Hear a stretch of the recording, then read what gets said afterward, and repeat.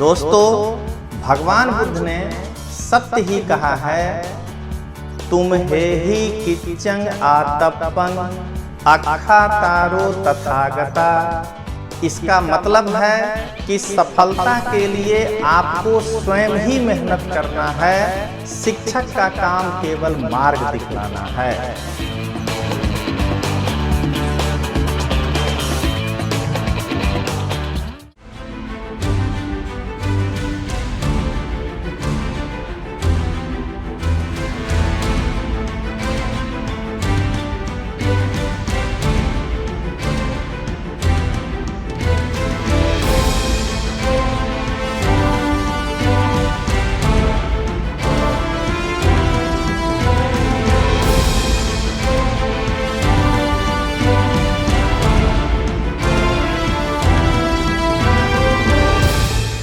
नमस्कार दोस्तों,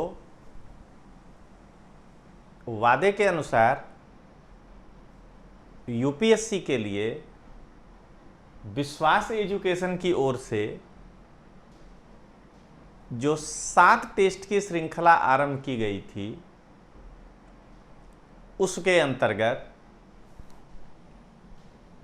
टेस्ट 5 का व्याख्या लेकर मैं आपके सामने उपस्थित हुआ हूं। दोस्तों, यह भारत के भूगोल से संबंधित टेस्ट था, जिसकी व्याख्या लेकर के मैं आपके सामने उपस्थित हुआ हूं। तो अब आपका ज्यादा समय ना लेते हुए शुरुआत करते हैं। भारत का भूगोल टेस्ट 5। पहला, राम सेतु एडम्स ब्रिज शुरू होता है धनुषकोडी से, मंडपम से, पंबन से, रामेश्वरम से। धनुषकोडी छोड़ के कोई आंसर हो सकता है क्या?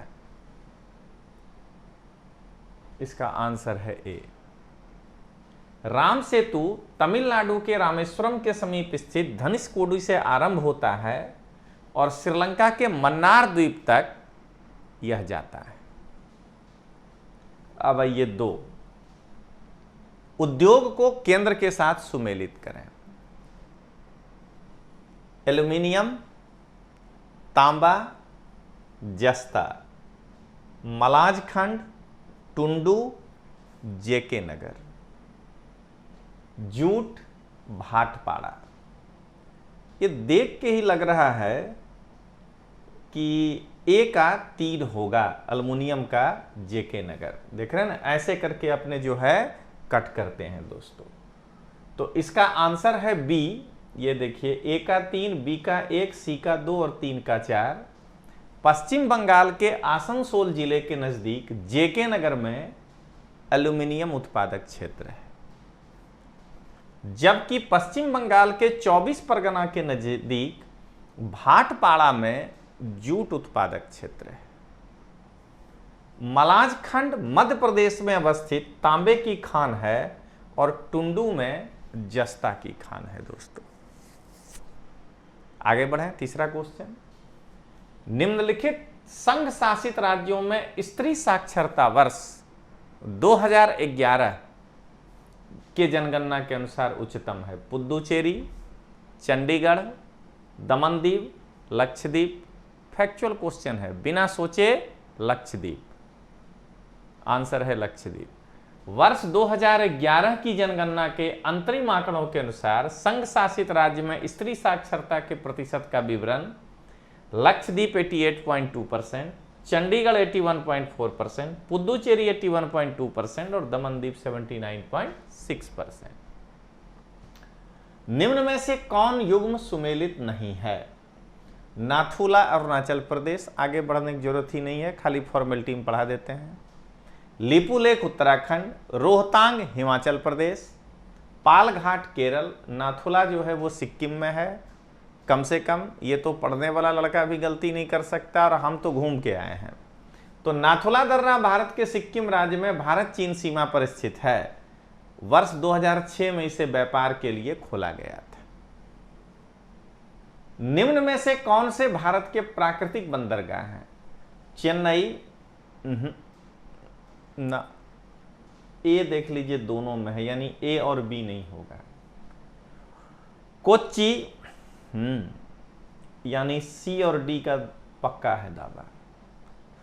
तूतीकोरन यानी बी कट गया, और ये ए और बी तो ऐसे भी नहीं था।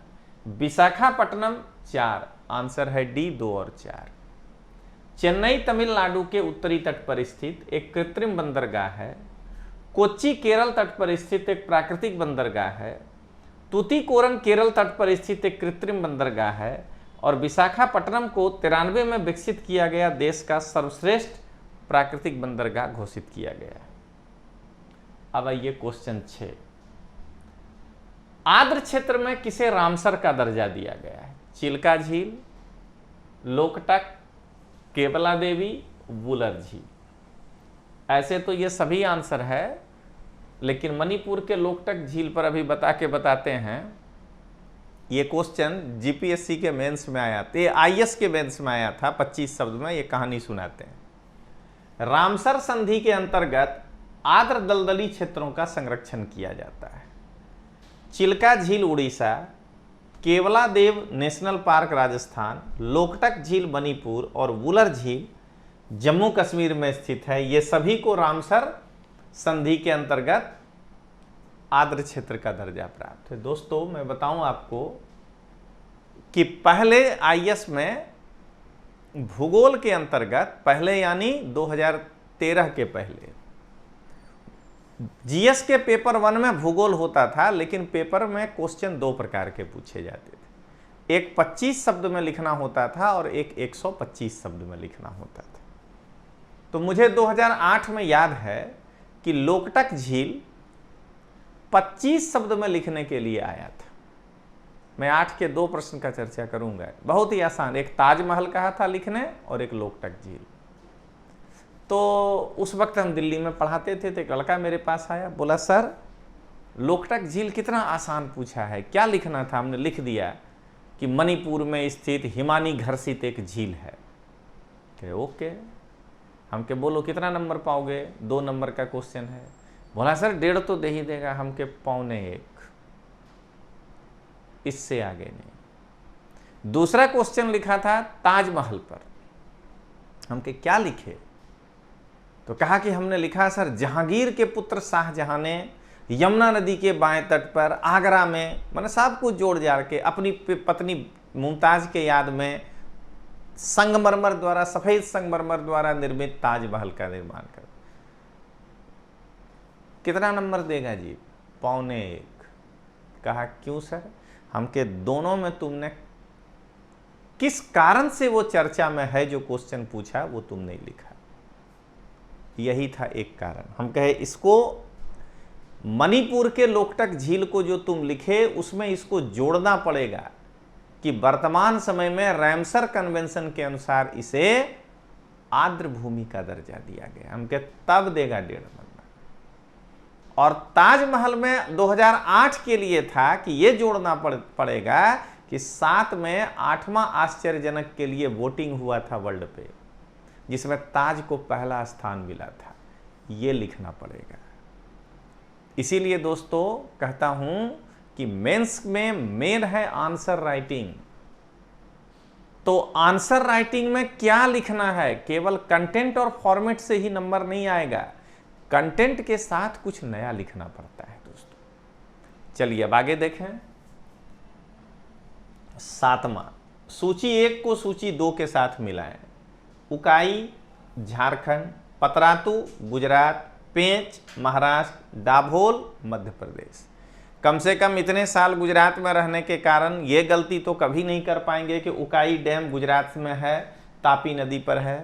तो ए का गुजरात, ए उकाई का 2 हुआ गुजरात, ए का 2 केवल बी है, यानी 2143 इसका आंसर होगा। देखिए बी।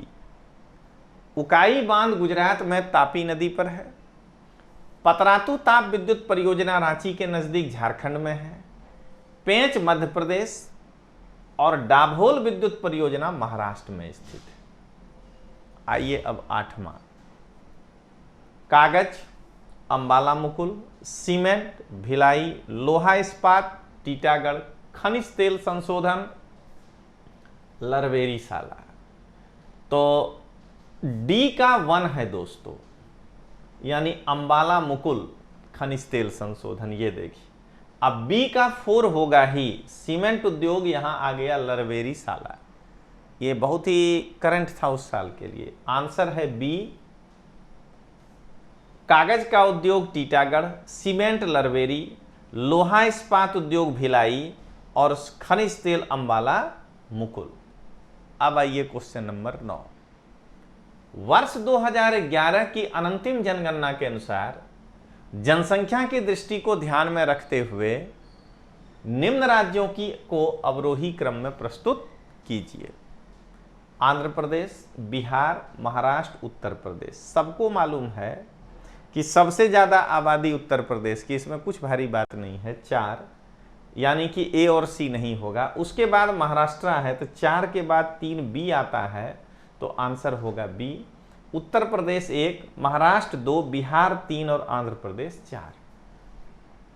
अब आइए दोस्तों क्वेश्चन नंबर 10, सुमेलित कीजिए। जैव मंडल भंडार अवस्थिति नौकरेक केरल, मानस असम, दिहांग दिबांग मेघालय, अगस्त्यामलाई अरुणाचल। अब देखिए ये नोकरेक है मेघालय, ये बड़ा ही फेमस है इसलिए बोल रहे हैं।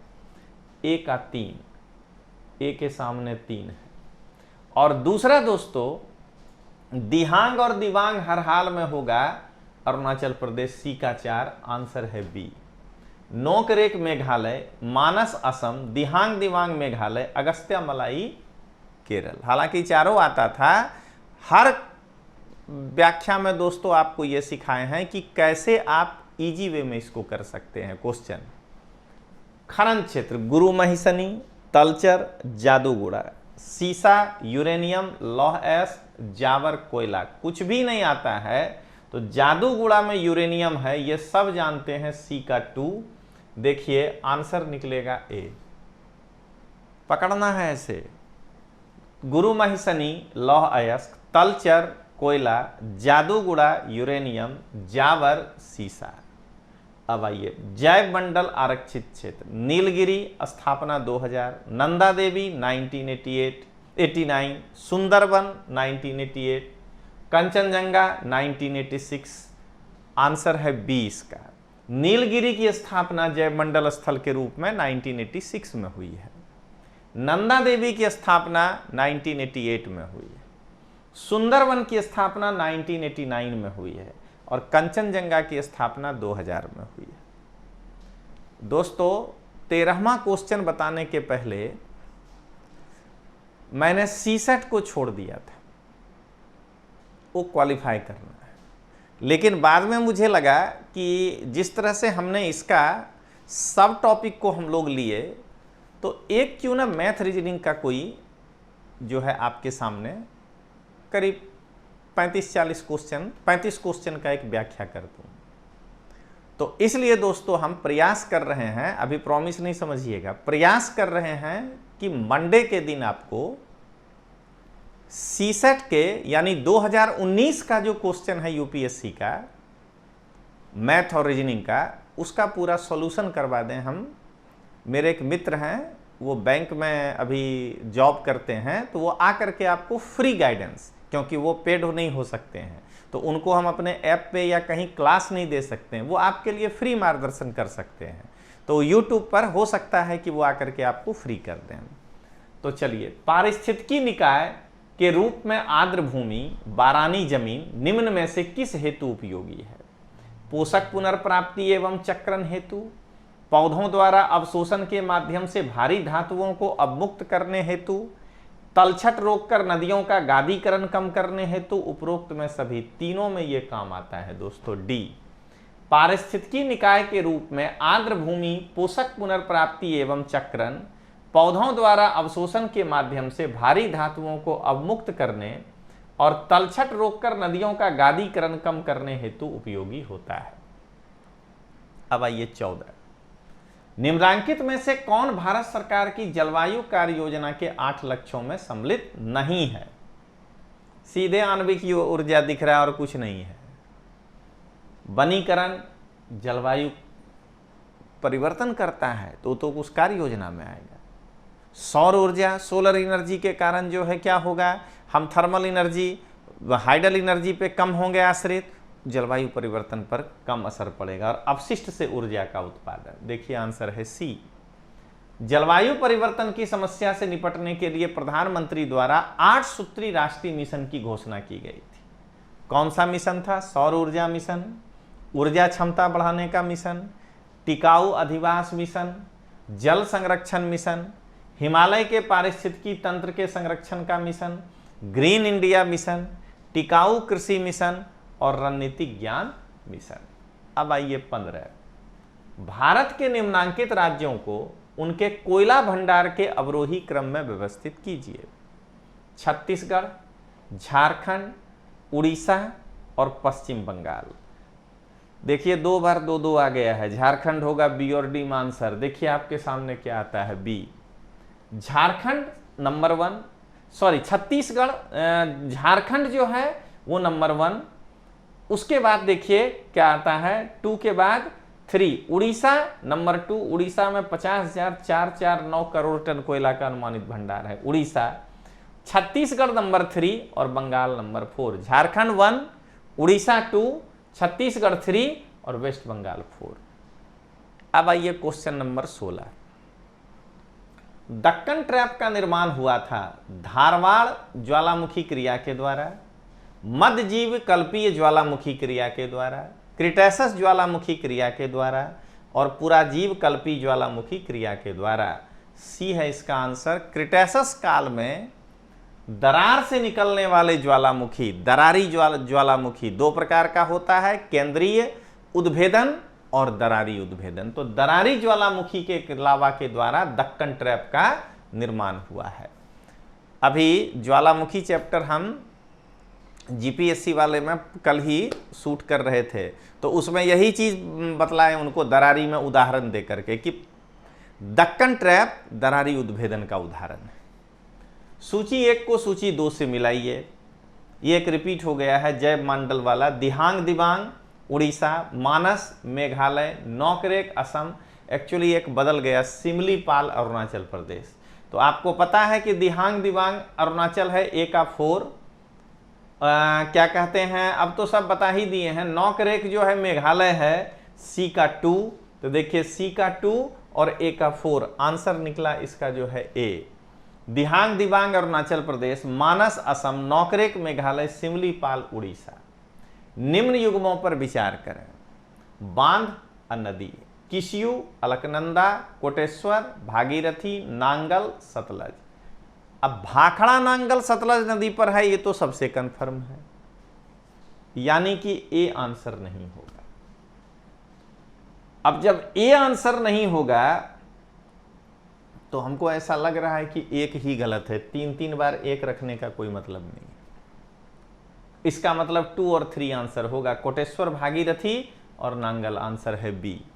किशयू टोंस नदी पर है, कोटेश्वर टिहरी भागीरथी पर है और भाखड़ा नांगल सतलज नदी पे है। दोस्तों, निम्न में से किस एक की ऊंचाई औसत समुद्र तल से सबसे ज्यादा है? इन चारों में कौन सबसे ऊंचा है ये पूछ रहा है। पारसनाथ अवशिष्ट पहाड़ी है, पंचमढ़ी, दोदा बेटा, अनाईमुडी, बिना जाने अनाईमुडी इसका आंसर होगा डी। पारसनाथ 1366 मीटर, पंचमढ़ी 1350, दोदा बेटा 2636 और अनाईमुडी 2695। अब आइए 20, भारत की प्राकृतिक वनस्पति के संदर्भ में निम्न युग्मों पर विचार करें। वनों के प्रकार, पादप, उष्णकटिबंधीय अर्ध सदाबहार भारतीय चेस्टनट, उष्णकटिबंधीय आर्द्र चंदन काष्ठ पर्णपाती, उष्णकटिबंधीय शुष्क इमली सदाबहार। उपरोक्त में से कौन सही है? तो इसका आंसर है डी, तीनों ही सही है। दोस्तों, उष्णकटिबंधीय अर्ध सदाबहार वनों में पाए जाने वाले वृक्ष में भारतीय चेस्टनट, चंपा, रोजवुड, सेमल, एनो आदि प्रमुख हैं, जबकि उष्णकटिबंधीय आर्द्र पर्णपाती वनों में साल, सागवान, शीशम, चंदन आदि प्रमुख हैं। अब आइए 21, निम्नलिखित कथनों पर विचार कीजिए। उत्तराखंड में मैग्नेसाइट का देश का सबसे बड़ा स्थापित रिजर्व है उत्तराखंड में। उड़ीसा देश में क्रोमाइट का सबसे बड़ा उत्पादक देश राज्य है। दोनों ही स्टेटमेंट दरअसल सही है दोस्तों। भारत में मैग्नेसाइट का कुल भंडार 369 मिलियन टन है, जिसमें संरक्षित तथा अवशेष संसाधन क्रमशः 123 मिलियन टन और 246 मिलियन टन है। सबसे ज्यादा संसाधन उत्तराखंड में 66%, उसके बाद तमिलनाडु में 18% मैग्नेसाइट का, और उसके बाद राजस्थान में 14%। लेकिन उत्पादन सबसे ज्यादा तमिलनाडु करता है 81%। भारत में 97% क्रोमाइट उड़ीसा में तथा शेष 3% कर्नाटक और महाराष्ट्र में पाया जाता है। अब आइए क्वेश्चन नंबर 22। पंजाब ऊनी माल के उत्पादन में देश में अग्रणी है, क्यों? तो इसके पास बड़े बड़े फर्मों में उच्च लब्धि वाली विदेशी नस्ल की भेड़ें हैं। ई कब से होने लगा? ए और डी खत्म हो गया दोस्तों। यह समीपवर्ती राज्यों से ऊन का आयात, जब भेड़ नहीं है तो आयात करता है, यानी दूसरा सही है। अब दूसरा के साथ तो सेट बी ही कर रहा है, इसके पास व्यापक बाजार है। देखिए आंसर है बी। हमेशा ध्यान रखिएगा कि यह व्याख्या करने का मतलब अभी का, मैं 5 प्रकार से व्याख्या करता हूं क्वेश्चन का। अभी का व्याख्या करने का मेरा मूल उद्देश्य है कि आप जो एग्जाम देने जा रहे हैं तो आप कैसे 5 से 7 क्वेश्चन सही करें। पंजाब देश का अग्रणी ऊन उत्पादक राज्य है। इसे कच्चे ऊन की आपूर्ति जम्मू कश्मीर और उत्तराखंड से होती है। इसमें उत्तराखंड जो अधिकांशतः ऊन की आपूर्ति करता है, इसका पड़ोसी राज्य है। पंजाब के पास व्यापक बाजार की सुविधा है। हिंद महासागर से उपलब्ध खनिजों के संदर्भ में निम्न कथनों पर विचार कीजिए।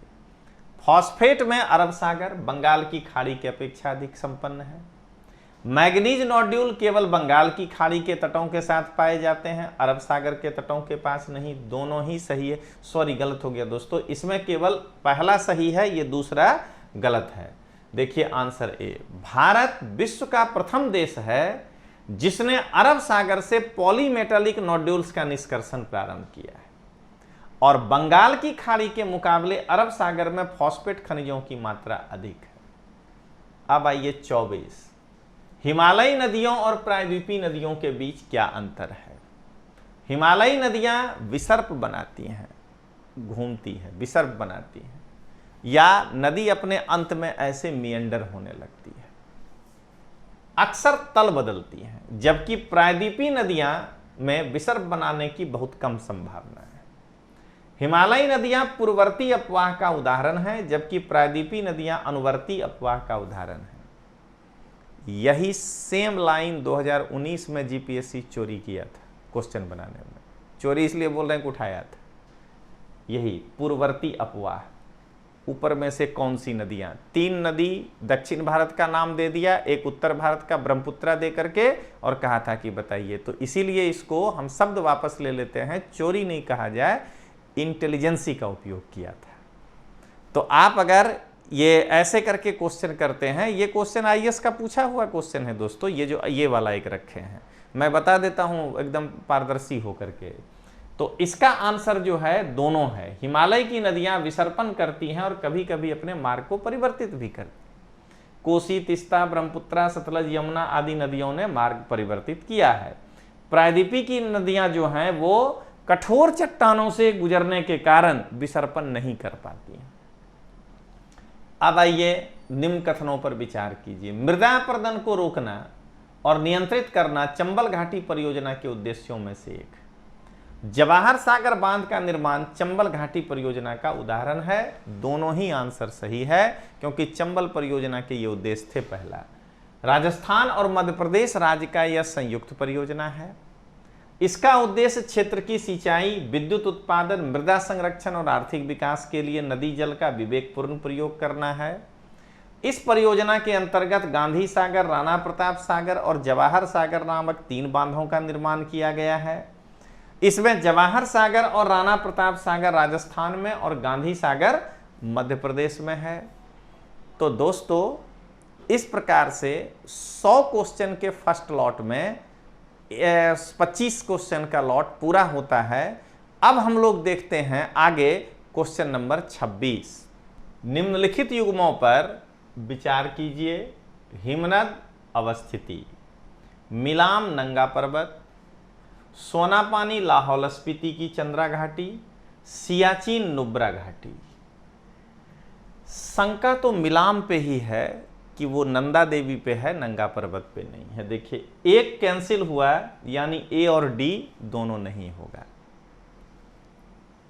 अब आइए, सियाचिन नुब्रा घाटी पे तो है, सोनापानी लाहौल और स्पीति की चंद्रा घाटी पे है, तो 2 अगर सही है तो 2 के साथ 3 सही होगा, क्योंकि बी और सी में, बी में केवल 3 लिखा हुआ है। आंसर होगा इसका सी। देखिए हिममिलाम नंदा देवी, सोनापानी लाहौल स्पीति, सियाचिन नुब्रा घाटी। अब आइए 27। निम्नलिखित कथनों पर विचार कीजिए। ज्वार केवल खरीफ फसल के रूप में पैदा की जाती है। नहीं दोस्तों, दोनों के रूप में। और बाजरा केवल रबी फसल के रूप में पैदा किया जाता है। इसका आंसर है डी, दोनों ही गलत है। दरअसल ज्वार रबी और खरीफ दोनों मौसम में उगाया जाता है, और बाजरा उत्तर भारत में खरीफ मौसम में, लेकिन दक्षिण भारत में ये खरीफ रबी दोनों मौसम में उगाया जाता है। इसीलिए क्या कहते हैं, दोनों गलत हो गया है। इसलिए दोस्तों डीप पढ़ना है हर चीज को। 28। निम्न युग्मों पर विचार करें, कौन सा सही नहीं है। ज्वालामुखी झील Lonar, lagoon Pulicat, rock fall lake Lunkaransar और हिमानी झील बेरीनाग। इसका एकदम डायरेक्ट आंसर सी है। लोनार झील औरंगाबाद में ज्वालामुखी से निर्मित झील है, और लूनकरण राजस्थान में एक प्लाया है, वो प्लाया झील है। निम्न राज्यों पर विचार करें। तमिलनाडु, राजस्थान, गुजरात। किन राज्यों में लिग्नाइट के रिजर्व हैं? तीनों ही राज्यों में लिग्नाइट के रिजर्व हैं दोस्तों। आंसर होगा इसका डी। तमिलनाडु में इकाई, दहाई, सैकड़ा, हजार, 10,000, लाख, 10 लाख, 20,43,768 टन लिग्नाइट का अनुमान है। गुजरात में इकाई, दहाई, सैकड़ा, हजार, 10,000, लाख, 8,93,229 टन लिग्नाइट का अनुमान है, और राजस्थान में 6,802 टन। अब आइए निम्न युग्मों पर विचार करें। आंध्र प्रदेश तांबा, Chhattisgarh bauxite, Gujarat diamondiferous kimberlite. युग्मों में कौन सही है? आंसर है बी, ये 1 और 3। छत्तीसगढ़ में बॉक्साइट कैसे मिलेगा? बॉक्साइट उड़ीसा, गुजरात, झारखंड। तो तांबा राजस्थान, मध्य प्रदेश, बॉक्साइट उड़ीसा और गुजरात। तो ये जो है दोस्तों, ये इस कारण से ये वाला जो है सुमेलित सही नहीं है। 2 गलत हो गया, तो ए और 3 सही हो गया दोस्तों। अब आइए, दामोदर घाटी निगम की परियोजना में कौन कौन से बांध शामिल हैं? केवल तिलैया, ये तो खैर देखा हुआ चीज है। केवल मैथन पंचेत नहीं, केवल मैथन कोनार तिलैया नहीं, पंचेत मैथन कोनार तिलैया, चारों बांध है दोस्तों। देखिए, दामोदर घाटी परियोजना देश की प्रथम बहुउद्देशीय नदी घाटी परियोजना है, जिसकी स्थापना 1948 में की गई थी। इस पर बने बांध निम्न हैं। तिलैया बांध बराकर नदी पे, दामोदर की सहायक, दामोदर नदी घाटी परियोजना है, उनकी सहायक नदियों को भी बांधा गया। मैथन बांध बराकर नदी, कोनार बांध कोनार नदी, पंचेत हिल बांध दामोदर नदी। इसके अलावा दुर्गापुर बराज भी है। अब बोकारो, दुर्गापुर और चंद्रपुरा में हाइडल प्रोजेक्ट भी है। और इसी में एक मेजिया नामक जगह पे लोकल एनर्जी को पूरा करने के लिए गैस आधारित ताप विद्युत परियोजना दामोदर घाटी निगम परियोजना के अंतर्गत ही स्थापित किया गया है।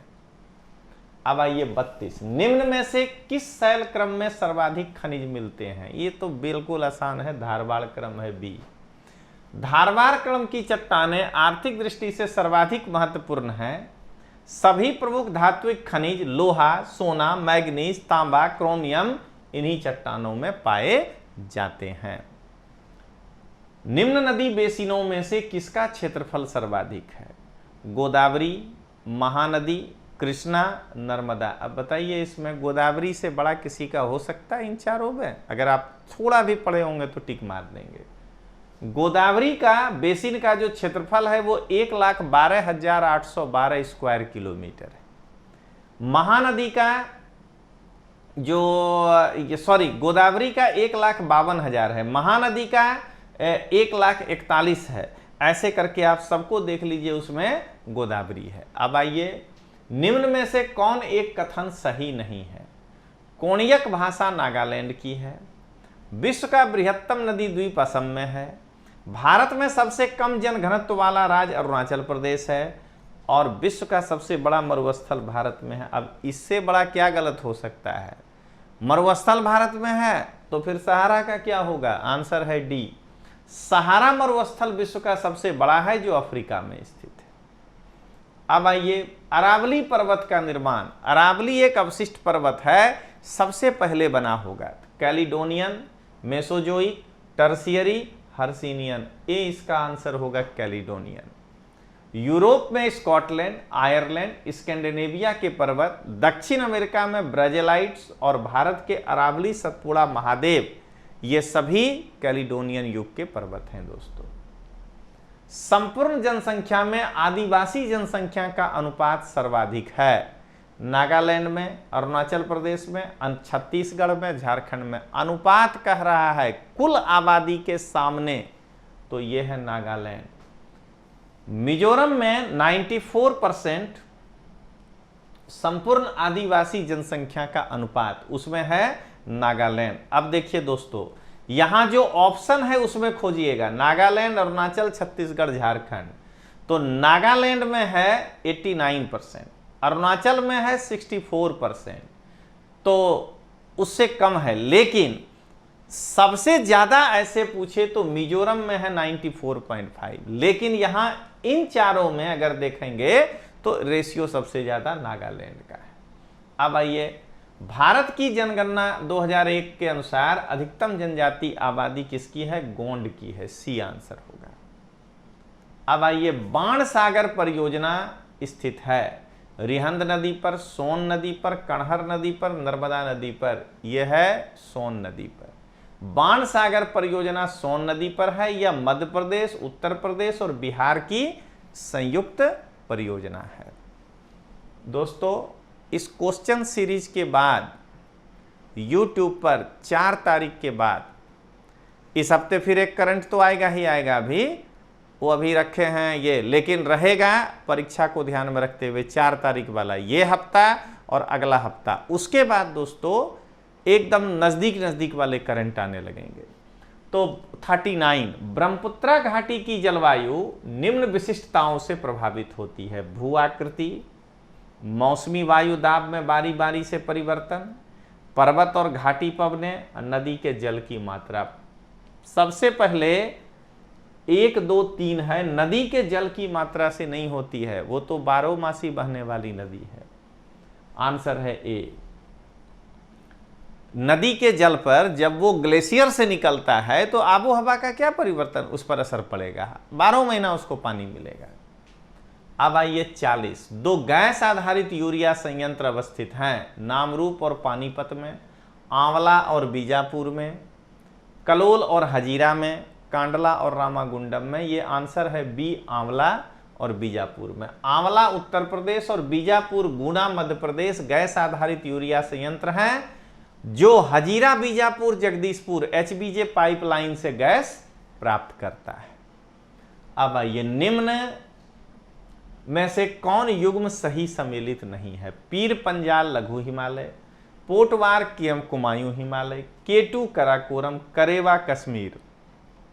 सही नहीं है। जरा ये बताइए, 6ठा क्लास के NCERT में लिखा है कि पोटवार का पठार पाकिस्तान में है।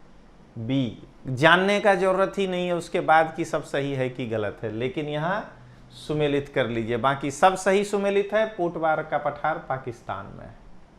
अब आइए, निम्न राज्यों के साक्षरता दर को आरोही क्रम में सजाएं। जम्मू कश्मीर, झारखंड, बिहार, छत्तीसगढ़। आंसर है डी, बिहार, झारखंड, जम्मू कश्मीर और छत्तीसगढ़। बिहार, झारखंड, जम्मू कश्मीर और छत्तीसगढ़।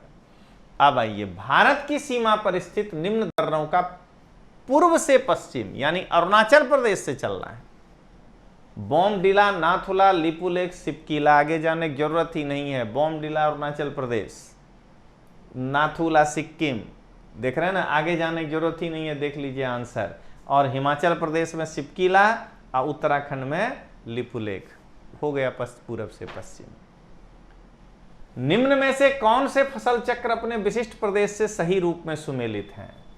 कपास, गन्ना, गेहूं पश्चिमी उत्तर प्रदेश, धान गेहूं, ध्यान दीजिएगा, फसल चक्र के रूप में अपनाते हैं लोग, क्रॉप साइकिल। धान गेहूं मड़ुआ पहाड़ी प्रदेश, हरी खाद गेहूं गन्ना तराई प्रदेश, मूंगफली और अरहर बुंदेलखंड, यही फसल चक्र के रूप में लोग नहीं अपनाते। आंसर होगा ए 1, 2, 3। बुंदेलखंड में मूंगफली अरहर की खेती तो की जाती है, किंतु लोग उसको क्रॉप साइकिल के रूप में नहीं अपनाते हैं दोस्तों। अब आइए 45, निम्न में से कौन एक सही सुमेलित नहीं है? अल्मुनियम अलवाय, मशीन औजार Pinjore, diesel rail engine Varanasi और तांबा नामरूप। अब ये तो फैक्चुअल क्वेश्चन है, नामरूप आसाम में है या पेट्रोलियम के लिए प्रसिद्ध है। 46, हरित क्रांति उत्पादकता बढ़ाने में सफल रहा, किसका? तो यही दिख रहा है पहले कि हरित क्रांति का सबसे ज्यादा प्रभाव पड़ा है गेहूं पर, ये तो हम बचपन से पढ़ते हैं। तो गेहूं एक ही ऑप्शन में है, सी, गेहूं और चावल, या अगर गेहूं और दलहन, गेहूं और तिलहन तो भारी होता है। तो तिलहन, दलहन, गन्ना, आलू, गेहूं, चावल, चाय और कहवा, सी आंसर होगा इसका, गेहूं और चावल। अब व्याख्या सुनिए। हरित क्रांति उत्तम बीज, उर्वरक, सिंचाई व्यवस्था और कीटनाशक के प्रयोग से उत्पादकता बढ़ाने की तकनीक है। भारत में हरित क्रांति की शुरुआत MS स्वामीनाथन के प्रयासों से हुई है। हरित क्रांति से देश को खाद्यान्न उत्पादन में अपूर्व वृद्धि हुई है। सभी खाद्यान्नों में विशेषतः गेहूं और चावल के उत्पादन में वृद्धि हुई है। इस चीज का जरूरत ही नहीं था, मेन था गेहूं, गेहूं के साथ एक ही ऑप्शन है, यही होगा आंसर। सूची 1 को सूची 2 के साथ सुमेलित करें। सलाल परियोजना चिनाब नदी पे है, बस देख लीजिए, ए में 2 आएगा, आंसर हो जाएगा बी। थीन बांध, इधर सलाल, थीन बांध, कृष्णा चिनाब, काकरापाड़ा रावी नदी पर है, ये तो ये भी जानते हैं, सीकाचार गुजरात में हम हैं। नागार्जुन सागर, ये तो आंसर होगा इसका बी। सलाल परियोजना चिनाब नदी पर जम्मू कश्मीर में है। थीन बांध परियोजना रावी नदी पर, जिससे पंजाब को लाभ होना है। नागार्जुन सागर परियोजना आंध्र प्रदेश में कृष्णा नदी पे है, और काकरापाड़ा तापी नदी पर स्थित है। ये जो है क्वेश्चन नंबर 48 देखिए। इंदिरा गांधी नहर जल आपूर्ति प्राप्त करती है ब्यास नदी से, सतलज नदी से, रावी नदी से, चिनाब नदी से। देख लीजिए, चारों में 2 रखा है, इस बार कितना इंटेलिजेंट बनाया, यानी सतलज नदी से तो है ही। इसका आंसर है ए, सतलज और ब्यास से मिलता है इसको। इंदिरा गांधी नहर सतलज और ब्यास नदी के संगम पर स्थित हरिके बराज से निकाली गई है।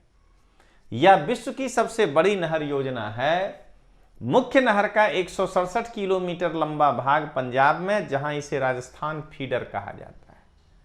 राजस्थान में इस नहर के द्वारा बीकानेर, जैसलमेर और श्री गंगानगर के जिलों की सिंचाई की जाती है।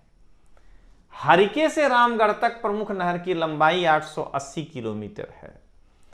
संपूर्ण योजना से 12.58 लाख हेक्टेयर भूमि सिंचित हो सकती है, परंतु इस नहर से राजस्थान के मरुस्थलीय क्षेत्रों की पारिस्थितिकी पर बुरा प्रभाव पड़ा है। अब आइए क्वेश्चन नंबर 49, निम्न में कौन सुमेलित नहीं है? Kahalgaon Bihar confirm, Unchahar UP confirm, Unchahar express UP जाती थी, हम एक बार ट्रेन देखे थे। कोरबा नहीं है मध्य प्रदेश में, यही गलत है, छत्तीसगढ़ में है। नेशनल थर्मल पावर कॉरपोरेशन का गठन देश में ताप बिजली के नियोजन में के लिए 1975 में किया गया था। एनटीपीसी की सुपर ताप परियोजना उत्तर प्रदेश में सिंगरौली, रिहंद और दादरी में चल रही है। इसके अतिरिक्त कोरबा छत्तीसगढ़, विंध्याचल मध्य प्रदेश, रामगुंडम आंध्र प्रदेश, फरक्का पश्चिम बंगाल, कहलगांव बिहार, तलचर उड़ीसा, ऊंचाहार उत्तर प्रदेश, सिमहाद्री आंध्र प्रदेश और टांडा उत्तर प्रदेश में भी सुपर थर्मल ताप संयंत्र स्थापित किए गए हैं। एनटीपीसी की गैस आधारित परियोजना वो था कोयला, अंटा राजस्थान, औरैया दादरी उत्तर प्रदेश, कवास गुजरात, झानोर गांधार गुजरात, कायमकुलम केरल और फरीदाबाद हरियाणा में स्थापित हैं। तो अब देखते हैं क्वेश्चन नंबर 50। निम्न में से कौन गैस आधारित शक्ति गृह है? एक आंवला, दूसरा फरीदाबाद, तीसरा तलचर, चौथा सिंगरौली। आंसर है इसका ए, क्योंकि आंवला में तो गैस था।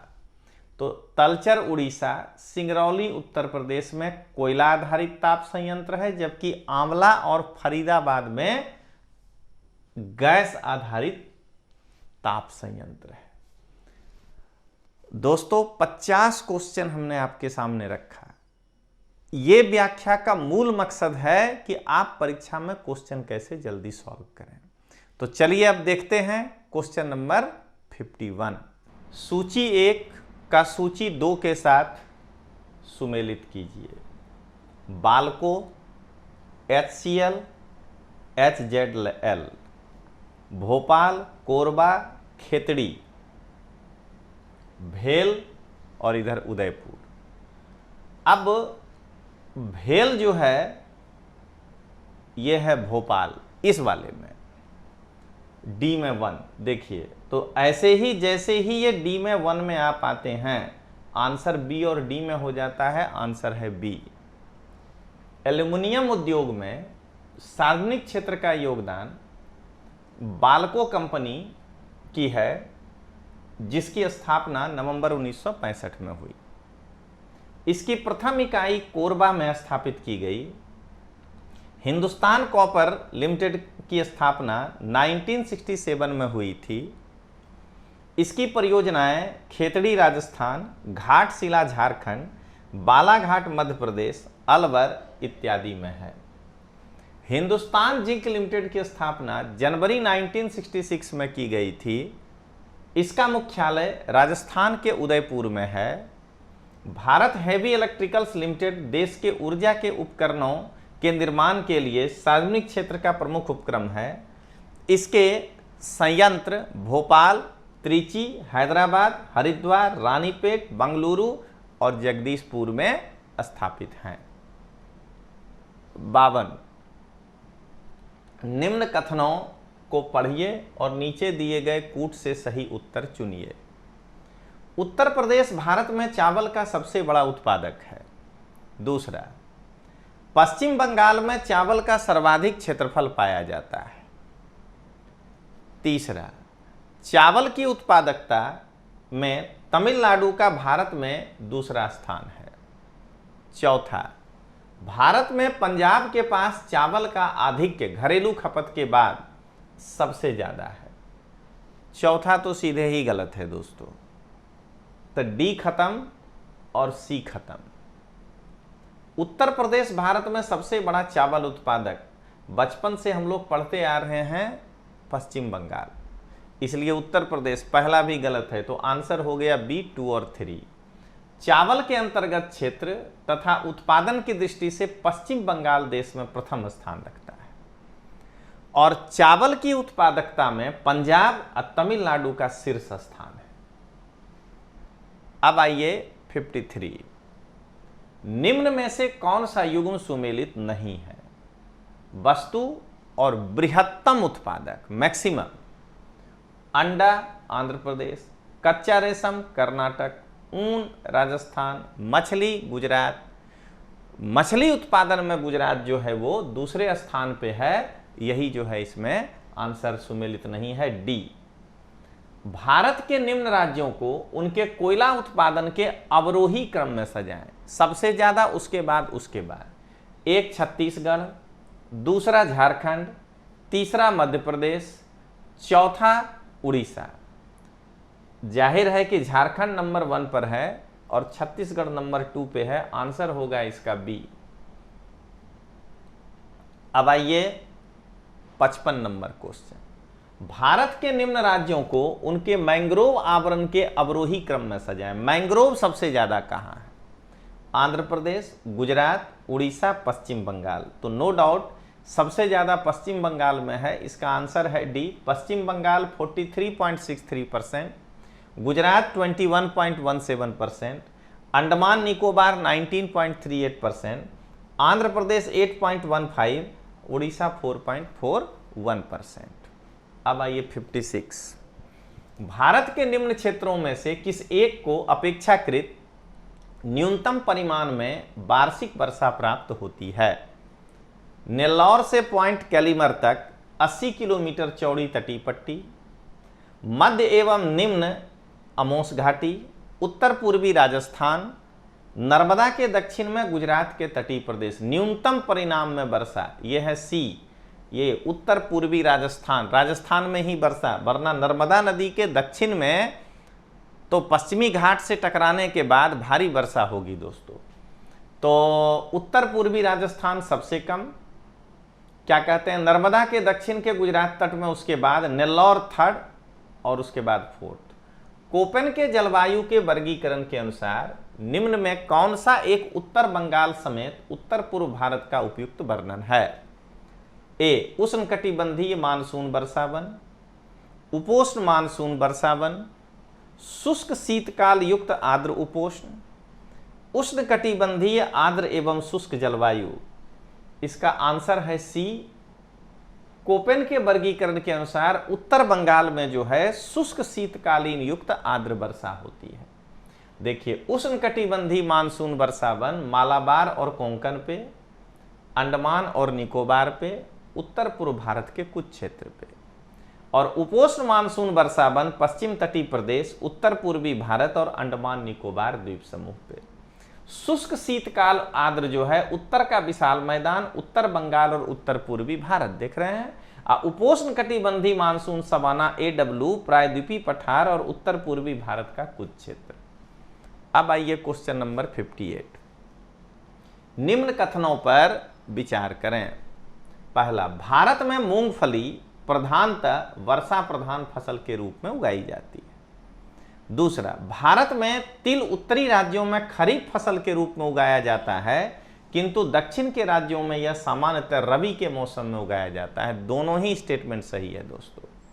भारत में मूंगफली की कृषि मुख्यतः वर्षा पर आधारित है। यही कारण है कि मूंगफली के उत्पादन में प्रतिवर्ष उतार या चढ़ाव देखा जाता है।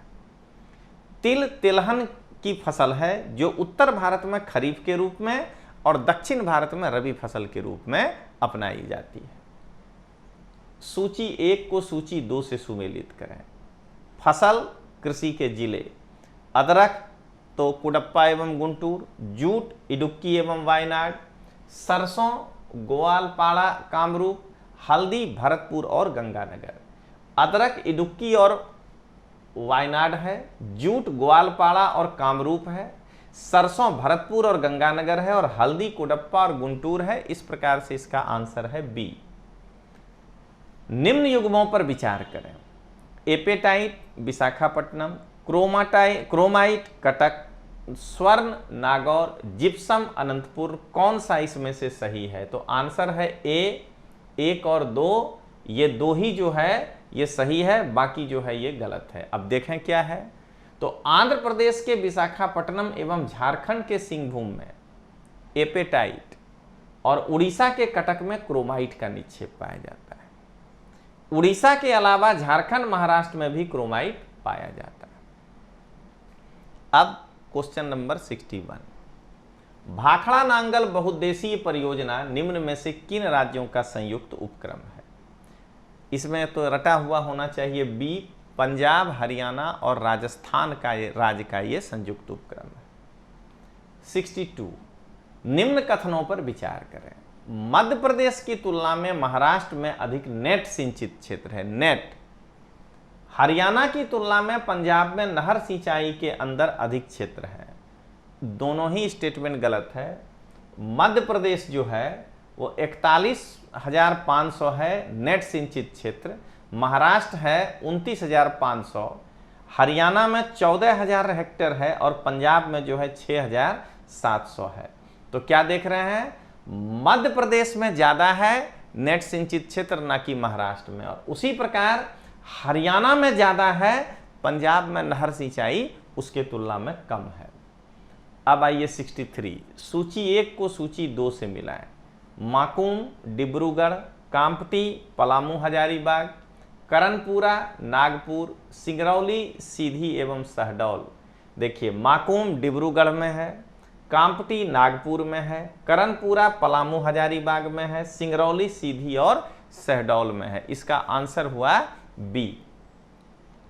सूची 1 को सूची 2 से मिलाएं। NH9 Pune Machilipatnam, NH12 Pathankot समख्याली, NH15 Panvel इडावली, NH17 Jabalpur Jaipur. देखिए NH19 पुणे और मछलीपट्टनम है, NH9, NH12 जबलपुर जयपुर है, NH15 पठानकोट सियाली है और NH17 पनवेल और इडापल्ली है। बी ऑप्शन जो है ये सही है। निम्न नगरों पर विचार करें। नगर, एक आगरा, दूसरा इंदौर, नासिक, बड़ोदरा। इसमें 10 लाख के से ऊपर की जनसंख्या वाले नगर कौन कौन से हैं? तो डी है, इसमें चारों ही 10 लाख से ऊपर है। इसमें क्या सोचना है जो। अब आइए निम्न युग्मों पर विचार करें।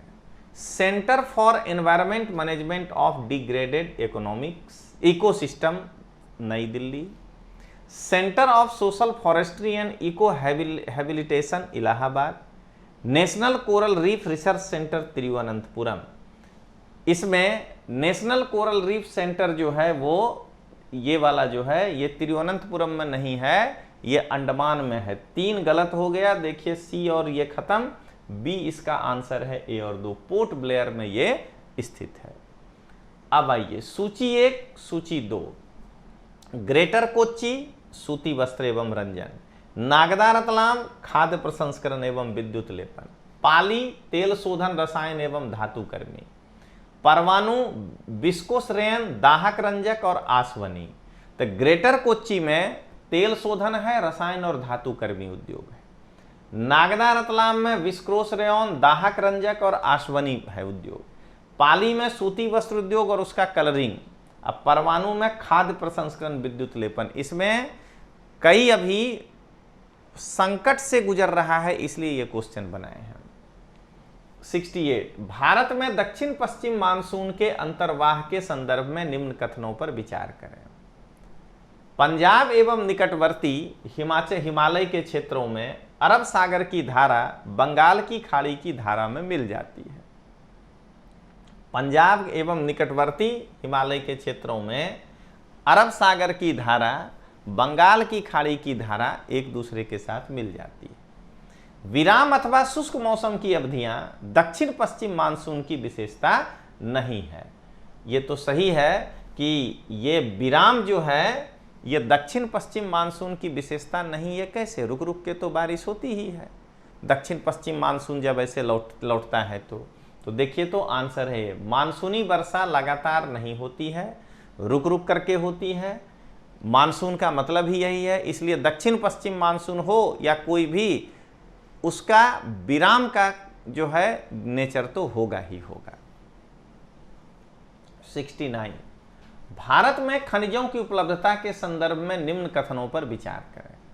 मैग्नीज का सबसे अधिक संकेंद्रण धारवाड़ शैल निकाय में पाया जाता है। क्रोमाइट मुख्यतः अत्यल्प सिलिक आग्नेय शैलों में पाया जाता है। आंसर है ए। धारवाड़ संरचना में लौह एस्क मैग्नीज तांबा धात्विक खनिज पाए जाते हैं, लेकिन अल्प सिलिक चट्टानों में फेरो मैग्नीशियम पाए जाते हैं। तो ये जो है क्रोमाइट नहीं पाए जाते हैं। दूसरा स्टेटमेंट गलत हो गया। अब आइए 70, भारत में खनिज प्राप्ति के संदर्भ में निम्न कथनों पर विचार करें। अधिसिलिक आग्नेय शैलों में चांदी एक मूल उत्पत्ति का खनिज। बॉक्साइट तृतीयक काल में निर्मित लेटेराइट शैल से प्रमुखता संबंधित द्वितीयक खनिज है। दोनों ही स्टेटमेंट सही है। चांदी एक प्राथमिक खनिज है और बॉक्साइट द्वितीयक खनिज है, सेकेंडरी मिनरल्स है। जब मिनरल्स पढ़ते हैं या पढ़ाते हैं तो वहां बताते हैं कि प्राइमरी सेकेंडरी क्या होता है। अब आइए 71, प्राकृतिक आवास और पेड़, रोजवुड कर्नाटक एवं केरल के पश्चिम घाट का ढाल, स्प्रूस पश्चिम हिमालय में 2100 मीटर से 3600 मीटर की ऊंचाई, अखरोट पूर्वी हिमालय की निम्न ऊंचाई। उपरोक्त युग्मों में से कौन सही सुमेलित है? ये जो है बी 1 और 2, तीसरा जो है अखरोट, ये पूर्वी हिमालय नहीं है, ये पश्चिमी हिमालय में अखरोट होता है। 72 निम्न कथनों पर विचार करें। बंकिंघम नहर गुंटूर जिले से दक्षिण अर्काट जिले के तट से होकर गुजरती है। इंदिरा गांधी नहर के लिए ब्यास और यमुना का अतिरिक्त जल अपवर्तित किया जाता है और नहर बाड़मेर जिले में समाप्त हो जाता है। आंसर है ए, बाड़मेर जिले में कैसे समाप्त होगा? ये देखिए आंसर बी में जो गलत किया है, आंसर है ए। तो इंदिरा गांधी नहर सतलज और ब्यास नदियों के संगम पर स्थित है। इसमें क्या कहते हैं, यमुना कहां से आ गया? तो देखिए हरिके बैराज से ये निकाली गई है। अब आइए 73 निम्न कथनों पर विचार करें। कांगड़ा घाटी एक नतिलंब घाटी है जो धौलाधर श्रेणी के पाद से ब्यास नदी के दक्षिण तक विस्तृत है। कुल्लू घाटी रावी के ऊपरी मार्ग में एक अनुप्रस्थ घाटी है। दोनों ही स्टेटमेंट गलत है। कांगड़ा घाटी ब्यास नदी के उत्तर में स्थित है, ये लिखा है ब्यास नदी के दक्षिण में, इधर थोड़े है, इसके ऊपर है। आज सुबह ही जब हम क्लास ले रहे थे तो ज्वालामुखी पढ़ा रहे थे, तो लड़के को यही बताया कि अब प्रश्न ऐसे आता है, वो तो ऐप का क्लास था तो ऐप के लिए वीडियो शूट कर रहे थे, तो यही बताया कि अब क्वेश्चन ऐसे आता है कि एकांकागुआ की स्थिति मकर वृत्त के दक्षिण में है। ये स्टेटमेंट सही है कि नहीं, ऐसे करके अब देखना है। अब वो जमाना गया कि एकांकागुआ अर्जेंटीना और चिली के बॉर्डर पे है, तो क्वेश्चन इस तरह से आता है। अब क्वेश्चन आता है कि निम्न में से कौन कौन ज्वालामुखी विषुवत रेखा पर स्थित है, ऐसे करके क्वेश्चन आता है। तो ये ध्यान रखना है आप कि अब जब पढ़िए तो डीप पढ़िए कि कौन सा किसके दक्षिण उत्तर ये वगैरह है। कुल्लू घाटी ब्यास नदी के मार्ग में स्थित है। अब आइए सूचिए। आर्द्र भूमि बरीला दिहेला इधर बिहार गुजरात, पारियेज हिमाचल प्रदेश, पोंग मध्य प्रदेश। तो ए है इसका, बरीला बिहार में है, दिहेला मध्य प्रदेश में है, पारियेज गुजरात में है और पोंग हिमाचल प्रदेश में है। अब आइए 75 निम्न नदियों पर विचार करें। बनास, घग्गर, मच्छू, रूपेन। ऊपर में से कौन सी नदियां ना तो समुद्र में जा मिलती हैं और ना ही समुद्र में मिल जाने वाली प्रमुख नदियों से मिलती हैं, बल्कि ये मरुस्थल में विलीन हो जाती हैं। दरअसल गुजरात में, गुजराती भाषा में इस नदी को कुमारिका नदी कहते हैं। तो एक ही लाइन में दिख रहा है कि बनास जो है वो चंबल की सहायक नदी है। ए में दिया है 1 2 हो नहीं सकता है क्योंकि बनास खत्म। सी में दिया है 1 3 4 हो नहीं सकता है। डी में दिया है 1 2 3 4 हो नहीं सकता है। तो अब तो जो बी ऑप्शन है कि घग्गर, रूपेन और मच्छू, यही ना आंसर होगा। तो दोस्तों तीसरा स्लॉट पूरा हुआ है। अब अंतिम स्लॉट की ओर हम आगे बढ़ते हैं और अब आपके सामने आ रहा है क्वेश्चन नंबर 76। सूची 1 को सूची 2 से सम्मिलित करिए। मैंग्रोव और इधर राज्य, कोरिंगा आंध्र प्रदेश, कुंडापुर कर्नाटक, रामनाड महाराष्ट्र, बिखरोली तमिलनाडु। ये तो डायरेक्ट याद करने का चीज़ है, इसलिए आपको बोल जाते हैं। कोरिंगा आंध्र प्रदेश, कुंडापुर कर्नाटक, रामनाड तमिलनाडु और बिखरोली महाराष्ट्र। वुल्फ्रेम निक्षेप निम्नलिखित जगहों में से कहाँ पाए जाते हैं? चांदीगिरी एवं अमरकंटक, चेंदी पठार एवं डेगना, बेलारी एवं राधानगरी और गुंटूर एवं हजारीबाग। तो दरअसल वुल्फ्रेम टंगस्टन का अयस्क है और ये राजस्थान के डेगाना और पश्चिम बंगाल के चेंदी के पठार में पाया जाता है। बी है आंसर। निम्न कथनों पर विचार करें। कोचीन पोत प्रांगण जापान की सहायता से निर्मित किया गया था। बिल्कुल। इंटीग्रल कोच फैक्ट्री जर्मनी के सहयोग से किया गया था। नहीं, आंसर है ए। इंटीग्रल कोच फैक्ट्री स्विट्जरलैंड की सहायता से स्थापित किया गया था। अब आइए 79। कृष्णा नदी से संबंधित निम्न कथनों को पढ़िए और नीचे दिए गए कूट से सही उत्तर चुनिए। कृष्णा पूरब की ओर प्रवाहित होने वाली सबसे बड़ी प्रायद्वीपीय नदी है, ये कैसे होगा? तो गोदावरी कहाँ? महाराष्ट्र, कर्नाटक और आंध्र प्रदेश इसके बेसिन क्षेत्र के हिस्सेदार हैं। पूर्णा कृष्णा की सहायक नदी है? बिल्कुल नहीं, पूर्णा जो है वो गोदावरी की सहायक नदी है। देख लीजिए, 1 और 2 अगर गलत, 3 अगर गलत हो गया तो बी नहीं हो सकता है, ए और सी नहीं हो सकता है, आंसर होगा 2 और 4। बिना जाने बता सकते हैं। नागार्जुन सागर कृष्णा नदी की एक बहुउद्देशीय घाटी परियोजना है, आंसर होगा डी, क्योंकि 1 और 3 पहले गलत हो गया। प्रायद्वीपीय भारत की पूरब की ओर प्रवाहित होने वाली सबसे लंबी नदी गोदावरी है, जिसकी लंबाई 1465 किलोमीटर। इसके पश्चात कृष्णा नदी का स्थान आता है, जिसकी लंबाई 1400 किलोमीटर है। पूर्णा, पेनगंगा, वैनगंगा, इंद्रावती, सबरी, मंजीरा, ये सब जो हैं ये गोदावरी की सहायक नदी हैं, जबकि मालप्रभा, घाटप्रभा, कोयना, भीमा, तुंगभद्रा, भूसी, यह सब क्या है? कृष्णा की सहायक नदी है। अब आइए, छत्तीसगढ़ के अधिकांश भाग की विशेषता है काली मिट्टी, लेटेराइट मिट्टी, पीट मिट्टी, लाल मिट्टी। सब तो सीधा याद करना है। लाल मिट्टी कहाँ कहाँ? छत्तीसगढ़, कर्नाटक, मध्य प्रदेश इत्यादि में लाल मिट्टी पाई जाती है। रांची का पठार उदाहरण है शुद्ध पेनी प्लेन का। शुद्ध तो हो ही नहीं सकता, वो तो ऊंचा है ना। उत्थित पेनी प्लेन का, बस यही अपलिफ्टेड, एक जो है नदी के द्वारा बनाया गया संप्राय मैदान निक्षेपण से, अब बाद में वो ऊपर उठ गया। अवतलित पेनी प्लेन, डाउन रैप्ड, नहीं, मैदान नीचे जाएगा तो ऊंचा कैसे हो जाएगा। और प्रारंभिक पेनी प्लेन, इसलिए देख के ही लगता है कि आंसर बी होगा। रांची का पठार उत्तरित संप्राय मैदान है और नेतरहाट मोनेडनॉक पर स्थित है।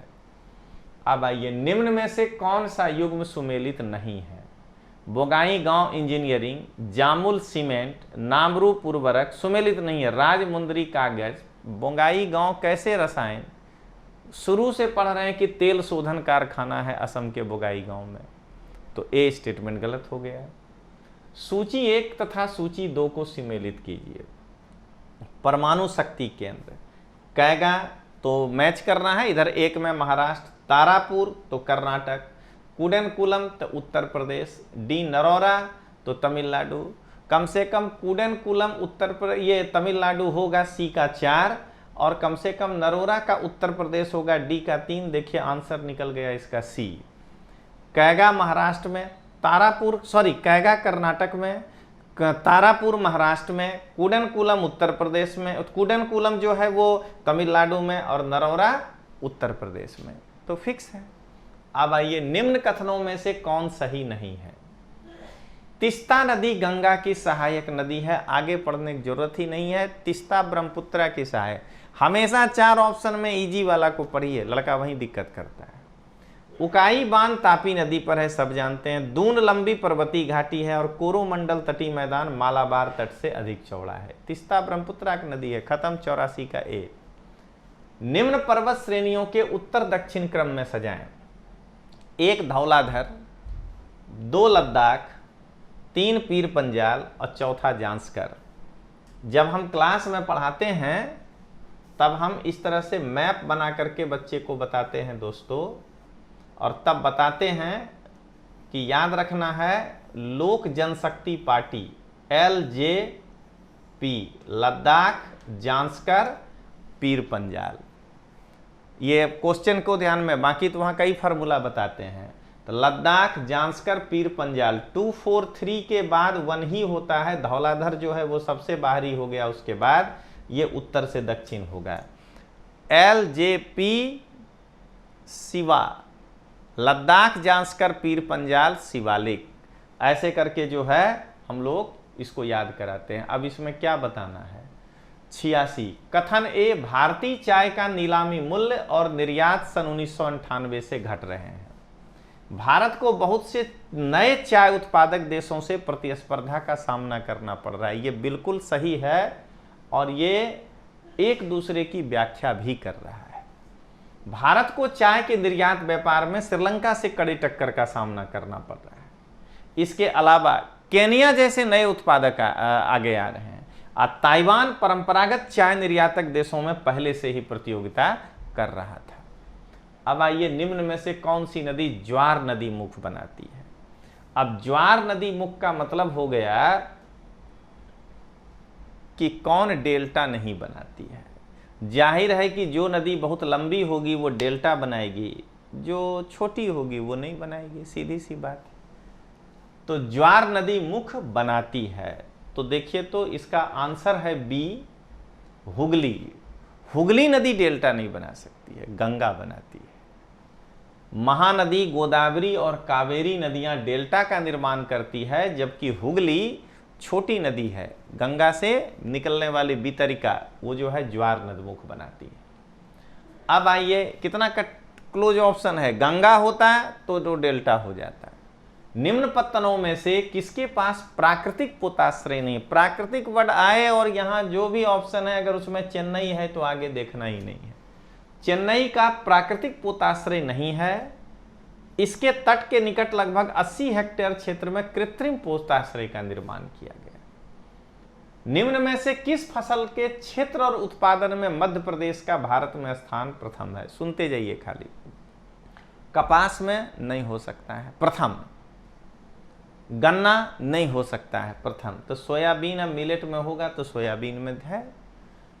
भारत में सोयाबीन के कुल क्षेत्रफल का 80% से अधिक भाग मध्य प्रदेश में है और यह कुल देश के कुल उत्पादन का 65% सोयाबीन उत्पादित करता है। 90, सूची 1 सूची 2। दोदा बेट्टा हमको सीधा दिख रहा है, नीलगिरी पहाड़ी से मिलेगा। हिमालय पर्वत, त्रिशूल, माउंट आबू, मैकाल श्रेणी, अमरकंटक, अरवल्ली, बेहद ईजी है। दोदा बेट्टा जैसे ही नीलगिरी से मिला ए का 2, तो अपने आप ए के 2 के सामने बी का 1 है दोनों जगह। देख लीजिए, त्रिशूल हिमालय ही है। अब माउंट आबू अरवल्ली में नहीं होगा तो कहां होगा जरा बताइए? तो सी का 4 जो है क्या कहते हैं, ए का 2, सी का 4 जो है ये बी आंसर, ए आंसर इसका होगा। ये देख लीजिए, ए का 2 नीलगिरी, ए का 2, बी का 1 त्रिशूल हिमालय, सी का 4 अरावली, आंसर हो जाएगा ए। अब आइए, निम्न में से भारत का कौन सा प्रदेश विस्थापितों के पुनर्वास और जनजातीय क्षेत्र के समन्वित विकास से संबंधित है? तेलंगाना, बुंदेलखंड, दंडकारण्य, कोरमंडल तट। आंसर है सी, दंडकारण्य का इलाका। अब आइए 92, निम्न में से कौन सा युग्म सुमेलित है? राज जनजाति सुमेलित है, जरा बताइएगा। मध्य प्रदेश में टोडा है, ये कैंसिल हो गया। तमिलनाडु में भील हो सकता है, नहीं है, ये याद मोटा मोटी तो रहता है। तो राजस्थान में खरवार, झारखंड में ओरांव, इसी में से होगा तो ओरांव झारखंड में। तो क्या देख रहे हैं, भील मध्य प्रदेश, राजस्थान, महाराष्ट्र और गुजरात में, टोडा तमिलनाडु में और खरवार क्या कहते हैं, तो टोडा तमिलनाडु में। एक मिनट जरा सा, सॉरी ये हम आगे चले गए। हाँ, और क्या कहता है, कौन सा युग्म सुमेलित है? और झारखंड में ओरांव। अब आइए 93, सूची 1 को सूची 2 से सुमेलित कीजिए। घाटी नगर, संगम नगर, गेट नगर और कटक नगर। मसूरी, ऋषिकेश, टिहरी, देहरादून। सीधा याद करने लायक है। घाटी नगर कौन है? वैली पर देहरादून। संगम कौन है? टिहरी, 2 नदियों का। गेट नगर कौन है? ऋषिकेश। और कटक जो है वो मसूरी रिज के ऊपर है। अब आइए, सूची 1 को सूची 2 से सुमेलित करिए। खनिज और खनन क्षेत्र, अबरख, खेतड़ी, बॉक्साइट, हजारीबाग, लौह अयस्क, पलामू, तांबा, क्योंझर। सीधा याद रखने का चीज है। अबरख हजारीबाग झारखंड, बॉक्साइट पलामू झारखंड, लौह अयस्क क्योंझर उड़ीसा और तांबा खेतड़ी खान राजस्थान। वो तो हड़प्पा काल से है दोस्तों। 95, सूची 1 को सूची 2 से सुमेलित करिए। काजीरंगा उड़ीसा, सुंदरवन गुजरात, नंदनकानन पश्चिम बंगाल, गिर असम। अब क्या बचता है? इससे इजी है, गिर को जैसे ही मिलाएंगे गुजरात से डी का 2, देखिए हमारे सामने आ गया ये। तो क्या कहते हैं आप देख लीजिए, काजीरंगा असम, इसमें कुछ है कि हमको नहीं आता होगा। क्या कहते हैं सुंदरबन पश्चिम बंगाल, नंदनकानन उड़ीसा और गिर गुजरात। आपको सिर्फ प्रश्न दिखा रहे हैं कि क्वेश्चन ये लास्ट मोमेंट का है, इसीलिए इस तरह का व्याख्या कर रहे हैं कि यहां केवल हम आपको क्वेश्चन पढ़ के सुना देना चाहते हैं कि देखिए क्वेश्चन ऐसे आते हैं, वहां मत घबराइएगा। और देखिएगा जब यही व्याख्या क्या कहते हैं 4 अक्टूबर के बाद लेकर आएंगे, तब दोस्तों 100 प्रश्न नहीं आ पाएगा। तब 10 प्रश्न की व्याख्या होगी, 20 प्रश्न की व्याख्या होगी, 3 घंटे, तब बताएंगे कि आपको इसमें से कितना चीज याद, क्योंकि तब वो 21 के लिए तैयारी होगा। अभी आपको सिर्फ सिखाना है, आप पढ़े हुए हैं कि क्वेश्चन कैसे पकड़िएगा।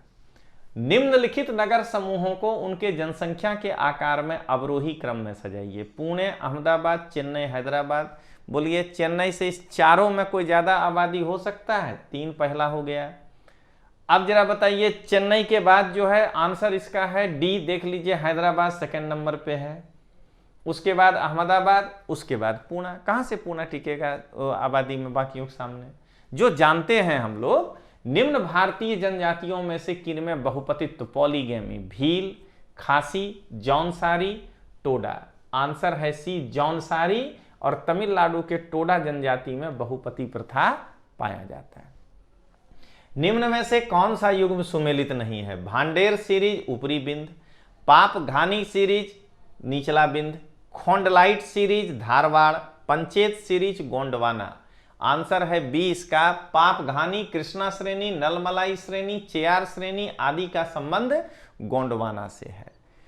आप देखिएगा जब मैं 4 अक्टूबर के बाद व्याख्या लेके आऊंगा, एक प्रकार का व्याख्या नहीं हो सकता है। जो बच्चा अभी परीक्षा दे रहा है, या तो वो तैयार है तो उसको जो है केवल डायरेक्शन देना है, या तो वो नहीं तैयार है तो उसको कितना भी इंफॉर्मेशन दे देंगे, यही 100 क्वेश्चन से तो आना नहीं है प्रश्न। इसलिए 4 के बाद जो है ये 100 प्रश्न का व्याख्या करने में 5-7 घंटा लग जाएगा, अगर इसको बढ़िया से बताया जाए अलग अलग एंगल से। अभी उद्देश्य है कि आप पढ़ चुके हैं, क्वेश्चन में 1, 2, 3, 4 में जो कंफ्यूज होते हैं तो कैसे आप आंसर निकालेंगे, ये सारे व्याख्या का यही है। अब दोस्तों 99, जम्मू श्रीनगर मार्ग पर स्थित जवाहर सुरंग लद्दाख श्रेणी के नीचे से धौलाधर, जांस्कर, पीर पंजाल। जरा सोच के देखिए, धौलाधर जम्मू से कहां ऊंचा पहुंच गए? ये पीर पंजाल ही होगा, LJP सबसे निचला, और ऊपर जाएंगे तब तो लद्दाख पहुंच जाएंगे। देख लीजिए, जम्मू श्रीनगर राजमार्ग स्थित जवाहर सुरंग पीर पंजाल श्रेणी के नीचे से बनाई गई है। अब आज का अंतिम क्वेश्चन, और मैंने जो कहा था वो कंप्लीट हो गया। करंट का मैं 20-25 क्वेश्चन का एक सेट लेकर आऊंगा, क्योंकि उसमें बढ़िया से व्याख्या करना है, 100 नहीं करूंगा दोस्तों। 25 क्वेश्चन मैं आपको दिखाऊंगा, और आपको इसके बाद हमारे यहाँ हिनल मैडम पढ़ाती हैं बायोलॉजी, वो व्याख्या लेकर के आएंगे आपको। जो नेक्स्ट व्याख्या आएगा बायोलॉजी का वो आप देखेंगे। मेरा अब एक करंट बचा है, और उससे ज़्यादा जरूरी है एक करंट टॉपिक पढ़ाना आपको, उस पर हम चर्चा आगे करेंगे। तो चलिए देखते हैं क्वेश्चन नंबर 100। निम्न में से कौन सा युग्म सही सुमेलित है? दल्ली, राजहरा तो तांबा, खेतड़ी, सिंघाना तो लौह अयस्क, लोहरदग्गा बॉक्साइट, अजावर अबरक। कौन सही सुमेलित है? तो लोहरदग्गा में ही है जो बॉक्साइट है, नहीं तो जावर माइंस लेड और जिंक के लिए फेमस है, खेतड़ी सिंघाना तांबा के लिए है, और डल्ली राजहरा आयरन ओर के लिए। जरा देख लीजिए दोस्तों, स्पीड से जो आप मिनरल्स पढ़ा करते हैं कि ये मिनरल्स फलाना राज्य में है, नहीं आएगा, खान तक क्वेश्चन आता है। और इसके लिए ही आपको हम बार बार कहते हैं कि कोई किताब नहीं पढ़िए, चतुर्भुज मामोरिया की किताब पढ़िए और अंदर जाकर के पढ़ने का प्रयास करिए। क्वेश्चन देख रहे हैं कितना अंदर जाके आ रहा है। गंगा डेल्टा बनाती है, हुगली नहीं बनाती है, आपको ऐसे पूछा जाएगा। तो मेरा ये 100 प्रश्न का व्याख्या पूरा हुआ दोस्तों। ये करना एक हमारे जैसे टीचर को बहुत अच्छा तो नहीं लगता है, लेकिन आप एग्जाम देने जा रहे थे तो आप क्वेश्चन कैसे पकड़ेंगे, क्वेश्चन पकड़ने के स्टाइल से हमने ये व्याख्या किया है। इसलिए हम बोलते रह गए।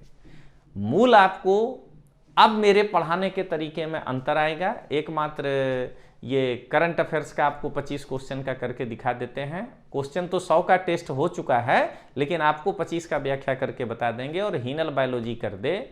एक सीसेट का भी आपको व्याख्या जो है हम एक अच्छे बैंक के ऑफिसर से कराने जा रहे हैं, वो करवा देंगे।